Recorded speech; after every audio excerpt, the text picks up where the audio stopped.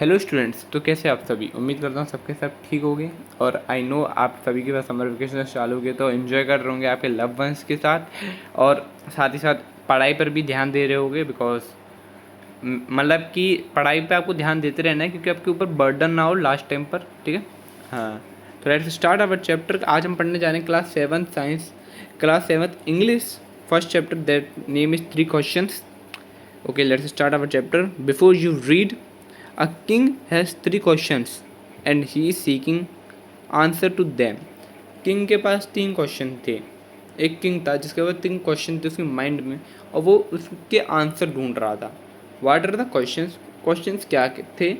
Does the king get what he want? और क्या king को वो मिला, मतलब क्या किंग को वो आंसर्स मिले जो वो चाहता था।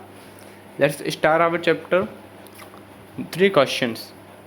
The thought came to a certain king that he would never fail if he knew 3 things.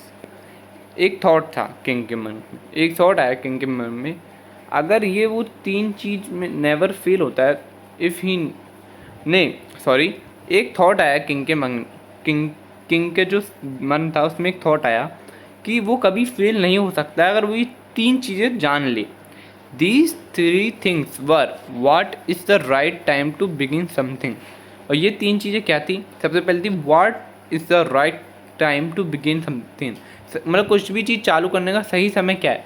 Which people should he listen to. किन लोगों की चीज़ों को उसको सुनना चाहिए। और which people should he, और what is the most important thing for him to do. और सबसे important चीज़ क्या है उसके लिए करना। ठीक है। The king therefore sent messengers throughout his kingdom, promising a large sum of money to anyone who would answer these 3 questions. तो किंग ने क्या करा, जो उसके मैसेंजर थे, जो उसके वो सेवक थे, उसने वो सारे सेवक किंगडम में भेज दिए। Promising a large sum of money, large sum of money का उसको मतलब किंग ने क्या करा, पहले तो अपने मैसेंजर भेज दिए। उसके बाद किंग ने ये बोला कि जो भी इंसान इन 3 क्वेश्चंस का आंसर करेगा मैं उसको बहुत ज़्यादा धन दूंगा। Promising a large sum of money to anyone who would answer these 3 question. Okay.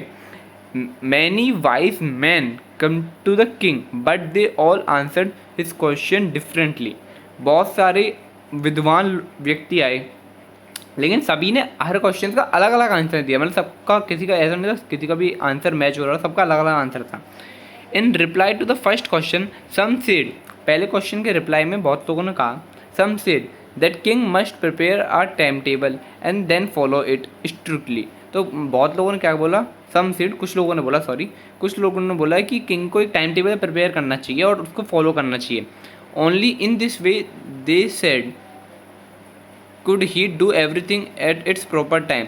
इसी तरीके से वो अपना, उन्होंने कहा इसी तरीके से वह अपना सारी चीज़ एक प्रॉपर टाइम पे कर पाएंगे।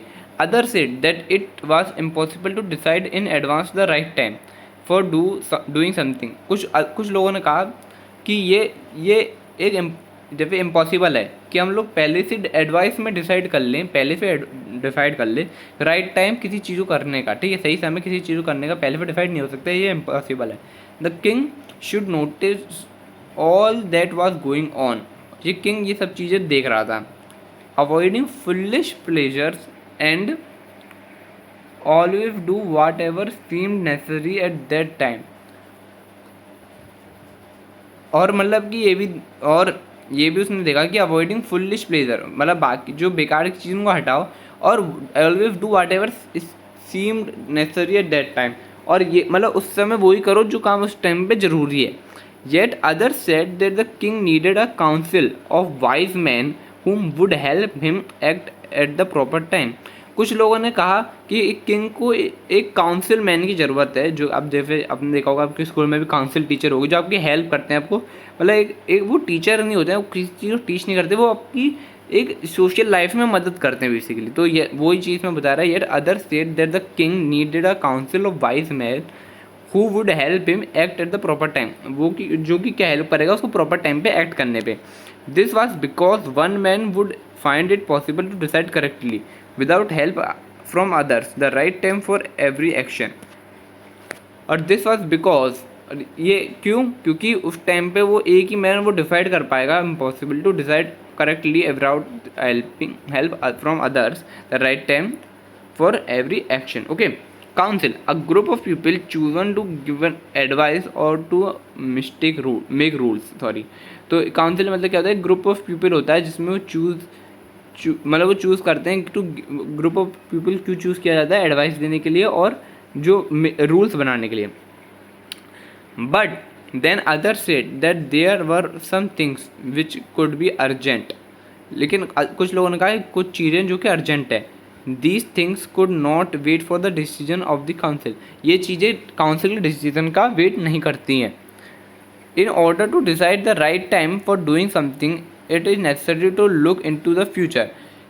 किसी चीज़ को देख मतलब कि किसी भी चीज़ को करने का राइट टाइम डिसाइड करने का सबसे मतलब एक वो चीज़ है कि हम लोग को ये देखा जाए कि हम लोग को फ्यूचर में it is necessary to look into the future. उस चीज़ का फ्यूचर में क्या उपयोग होगा. मतलब जैसे कि हम लोगों ने कुछ काम किया तो हम लोग को उसके पॉजिटिव और नेगेटिव पॉइंट्स दोनों देखने चाहिए. ठीक है. And only and magicians could do that. और मैजिशियंस ही ये देख पाते हैं फ्यूचर में. ठीक है.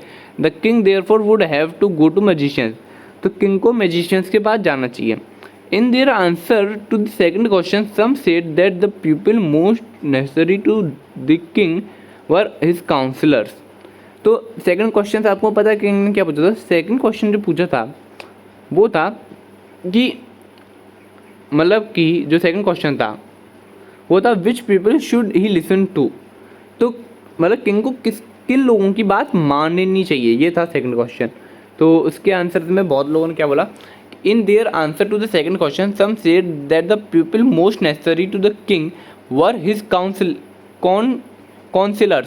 अदर सेड, कुछ लोगों ने कहा जो पीपल किंग के लिए सबसे ज़्यादा इंपॉर्टेंट है वो है उसके काउंसिलर्स. काउंसिलर्स कौन होते हैं, member of the council. Council के जो भी मेंबर होते हैं वो उसके काउंसिलर्स होते हैं. तो वही बोला उसने कि councillor are the one important people for the king. Other said the priest, कुछ लोगों का priest. A few other chosen the doctor, कुछ लोगों ने डॉक्टर बोला. And yet other said that his soldiers were the most necessary. और कुछ लोगों ने कहा कि सोल्जर्स के लिए सबसे ज़्यादा इंपॉर्टेंट है. To the third question some said okay. तो let's one time read the third question. The third question was which pupil should he listen to. No sorry which is the most important thing for him to do. उसके लिए सबसे important चीज़ क्या करना. ठीक है. ये उसका थर्ड क्वेश्चन था. तो as the answer to his question were so okay sorry to the third question some said science, other chosen fighting and yet other religions worship. तो ये पूछा गया कि मतलब जो क्वेश्चन था कि उसको क्या चीज़ करनी चाहिए. तो उसने कुछ ने बोला साइंस करनी चाहिए, कुछ ने बोला फाइटिंग करनी चाहिए, कुछ ने बोला रिलीजियस वर्शिप मतलब भगवान की पूजा करनी चाहिए. As the answers to his question were so different. मतलब जो उसके क्वेश्चन थे उसके आंसर बहुत ज़्यादा अलग अलग थे. The king was not satisfy and gave no reward. और किंग जो है सेटिस्फाई नहीं हुआ इसलिए कोई उसने रिवॉर्ड भी नहीं दिया. Instead he decide to seek the advice of a certain hermit who was widely known for his wisdom. Hermit का मतलब क्या होता है. Hermit a person who lives alone and leads a simple life. Hermit मतलब होता है कि एक साधारण व्यक्ति जो कि अकेला रहता है और सिंपल लाइफ जीता है. तो उसने क्या किया कि उसने डिसाइड किया कि वो अपने क्वेश्चन को किससे पूछेगा. Widely known for a wisdom, जो उसकी विजडम को जानता हो और एक हेरमिट हो मतलब कि अकेला रहता हो. तो the hermit lived in a would which he never left. तो एक हेरमिट एक वुड में रहता था जो कि उसने कभी नहीं छोड़ी थी. He saw no one but simple people and so the king put an ordinary cloth. तो इसने देखा कि वो सिंपल पीपल है तो किंग ने अपने जो शाही कपड़े होते हैं उसको उतार दिया. ओके. उसने वुड, इधर का वुड का मतलब है स्मॉल फॉरेस्ट. ठीक है. इसमें जो वुड है ना, इसमें वुड मतलब लकड़ी में मैं समझना, इसका मतलब है स्मॉल फॉरेस्ट. तो किंग ने अपने मतलब कि शाही कपड़े उतार दिए, नॉर्मल क्लोथ एक ऑर्डिनरी क्लोथ पहन लिए. Before he reach the hermit, hermit hertz the king left his horse. और जब मतलब वो हेरमिट हर्ट के पास पहुँचने वाला था उसने अपना घोड़ा छोड़ दिया विद हिज बॉडी गार्ड. और वहाँ पे उसको बॉडी गार्ड भी वहाँ छोड़ दिया. And went and on alone, और वो अकेला गया नॉर्मल होकर. As the king came near the hermit's hut he saw the hermits digging the ground in front of his hut. तो उसने जैसे किंग हेरमिट्स हट के पास पहुंचा, उसकी जो झोपड़ी थी उसके पास पहुंच रहा, उसने देखा कि जो हेरमिट है वो एक गड्ढा खोद रहा है उसके घर के एकदम सामने। ही greeted the king and continued digging. उसने जो किंग था उसको, मतलब जैसे कि हम लोग नहीं जाते किसी के पास जाते हैं हेलो हाय करते हैं, तो उसने वो ग्रीट किया और खोदना वापस चालू कर दिया। The hermit was old and weak. Hermit जो था वो बूढ़ा हो चुका था और कमज़ोर था। And has he worked he breathed heavily. और जब वो काम कर रहा था वो बहुत तेज से सांस ले रहा था, ठीक है। The king went up to hermit and said, I have come to you wise hermit to ask you to answer 3 questions. ठीक है, तो किंग ने बोला मैं यहाँ पर आया हूँ वाइस हर्मिट, मतलब वाइस मतलब कि आपके पास बहुत ज़्यादा नॉलेज है, इसलिए वाइस हर्मिट मैं आपके पास आया हूँ। क्यों आया हूँ? To ask you answer 3 question. क्यों आया? क्योंकि वहाँ पे उसके जो 3 क्वेश्चन माइंड में थे उसके आंसर पूछने आया था, ठीक है। How can I learn to do the right thing at the right time? Who are the people I need most and what affairs are the most important? Affairs, things matter, business. Okay, this. The hermit listened to the king but did not speak. hermit ने king की बात तो सुनी लेकिन वो बोला कुछ नहीं। He went on digging, वो खोदना चालू करा। You are tired, said the king. तुम थक चुके हो।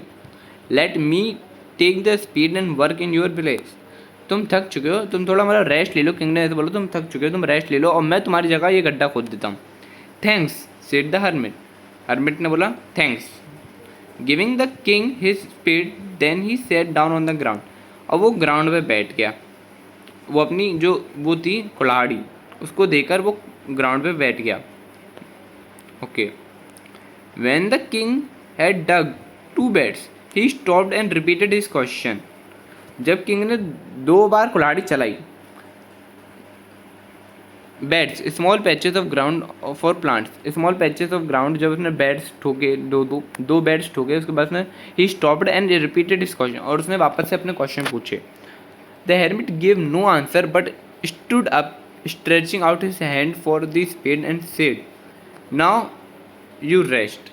तो उसने क्या, उसने वापस से कोई आंसर नहीं दिया, ठीक है। वो वापस से खड़ा हो गया, उसके हैंड्स को थोड़ा स्ट्रेच किया और उसने बोला अब उसने स्पीड मांगा और बोला कि अब तुम रेस्ट कर लो एंड लेट मी वर्क, और मुझे वापस से काम करने दो। But the king did not give him the speed and continue to dig. लेकिन किंग ने वो स्पीड नहीं दी और वो वापस से खोलने लगा। 1 hour पास then another. The sun went down behind the trees. और ट्रीज के पीछे सन छुप गया था। 1 घंटा हो गया था lump sum. At last the king stuck the spade into the ground and said I came to you wise man for an answer to my questions. If you can give me no answer, tell me so and I will return home. तो वो king उसने बोला कि उसने उसके पैर पकड़ लिए, ठीक है, उसके पैर पे पकड़ लिए थे। जो किंग था उसने वाइज मैन जो हेरमिट था उसके पैर पकड़े, उसने बोला मैं तुम्हारे पास आया हूँ। I came to you wise man for an answer to my question, मेरा क्वेश्चन का आंसर पूछने। If you can give me no answer, अगर तुम मुझे कोई आंसर नहीं दोगे, tell me what so and I will return home. तुम मुझे ये बता दो अगर तुम मेरा आंसर क्वेश्चन का आंसर नहीं देना चाहते हो और मैं अपना घर चला जाता हूँ। Here comes someone running, said the hermit. वहाँ से कोई भागता चला आ रहा है, सेड हर्मिट ने कहा। Okay, now let's do this comparison check. Why did the king want to know answer to 3 question? King ये 3 क्वेश्चंस के आंसर क्यों चाहता था, बताओ। देखो तुम इस चीज़ का कमेंट करना कि वो 3 क्वेश्चन का आंसर क्यों चाहता था। मैं बता भी देता हूँ। किंग इस 3 क्वेश्चन का आंसर इसलिए चाहता था क्योंकि वो ये मानता था कि इन 3 क्वेश्चन के बाद वो उसको कोई फेल नहीं कर सकता लाइफ में, वो कभी फेल नहीं होगा अगर वो इन 3 चीज़ों के आंसर जान ले तो। Okay, now question number 2। Messengers were sent throughout the kingdom to fetch wise man to find answer to the questions, to look for the wise hermit, to announce a reward for those who could answer the 3 question. Mark your choice. तो इसका answer तो मुझे comment section में बताना कि इस दूसरे वाले का कौन सा ऑप्शन करेक्ट है, अपना ऑप्शन लिखना। ओके, नाउ यही पार्ट 1 था इस चैप्टर का, यहाँ तक पार्ट 1 है। अगले वीडियो में इसका पार्ट 2 बनाएंगे। तो तब तक के लिए आप इस चैप्टर को एक बार अपने से भी पढ़ लेना। ठीक है। मतलब मैंने तो पढ़ाया है ये, फिर अपने से भी एक बार रीडिंग कर लेना इस चैप्टर की, थोड़ा सा और समझ में आ जाएगा। और ये क्वेश्चंस के आंसर भी याद कर लेना और मुझे कमेंट्स में भी दे देना। और अपने फ्रेंड्स के साथ ये वीडियो शेयर करो और चैनल को भी शेयर करो गाइस। हम लोग काफ़ी करीब हैं 100 सब्सक्राइबर्स के। We are on 83 subscribers and we are very close to 100 subscriber. तो please share this video to your friends who are studying class 7, like this video also, and तब तक के लिए, जब तक अगली वीडियो नहीं आए तब तक के लिए see you, tata, goodbye, take care.